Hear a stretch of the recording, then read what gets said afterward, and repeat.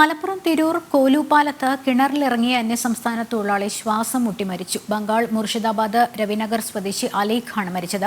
കിണറിലെ motor repair ചെയ്യുന്നതിനായി ഇറങ്ങിയപ്പോഴാണ് അപകടമുണ്ടായത്. Fire force എത്തിയാണ് മൃതദേഹം പുറത്തെടുത്തത്.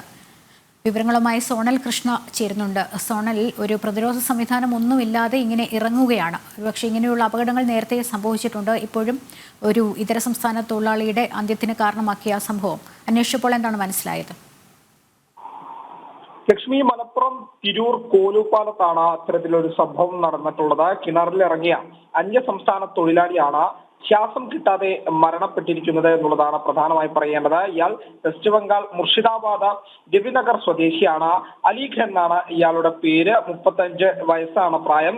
ഈ കിണറ്റിലെ മോട്ടോർ നന്നാക്കാൻ വേണ്ടി ഇയാൾ കിണറ്റിലേക്ക് ഇറങ്ങിയതായിരുന്നു. ഈ സമയത്താണ് അപകടം സംഭവിക്കുന്നത് എന്നുള്ളതാണ് നമുക്ക് പ്രാഥമികമായി അവിടെ നിന്ന് ലഭിക്കുന്ന വിവരം.